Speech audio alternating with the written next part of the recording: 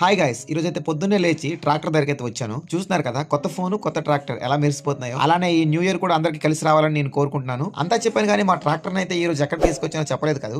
మీరే చూడండి. కొత్త ట్రాక్టర్ తీసుకున్న తర్వాత ఇదే మొదటిసారి గెలలైతే వేస్తున్నాం. ఇవేంటో మీ అందరికీ తెలుసు కదా. మీకు తెలిస్తే కామెంట్ చేయండి. అలానే మీ ఏరియాలో దీని యొక్క టన్ ఎంత ఉంటుందో కూడా కామెంట్ చేయండి. ఈ పామ్ ఆయిల్ కటింగ్ వచ్చేసి నెలకి 2 times అయితే చేస్తారు. ఇప్పుడైతే అన్ సీజన్ నడుస్తుంది కాబట్టి నెలకి 1 time కోస్తారు. చూస్తున్నారు కదా, 1 time కోయడం వల్ల పిక్కలు ఎలా రాలిపోయాయో. ఈ పామ్ ఆయిల్ పంట ఎవరైనా వేయాలనుకుంటే మొదట్లో కొంచెం కష్టంగానే ఉంటుంది. ఎందుకంటే మొక్కల్ని జాగ్రత్తగా చూసుకోవాలి. 3 సంవత్సరాలు కాపాడితే ఆ తర్వాత బంగారు పంటే. పైగా వర్షాకాలంలో ఈ పామాయిల్ పంట వచ్చేసి ఎక్కువ దిగుబడిని అయితే అందిస్తుంది. ఎందుకంటే దీని సీజన్ వర్షాకాలం కాబట్టి. మిగతా 2 సీజన్లు వచ్చేసి అంతంత మాత్రమే. చలికాలం, ఎండాకాలం కొంచెం దిగుబడి అయితే తగ్గుతుంది. వీడియో అయితే ఇంకా అయిపోలేదు. నెక్స్ట్ పార్ట్ లో మీకు ఇంకో మంచి సర్ప్రైజ్ ఉందన్నమాట.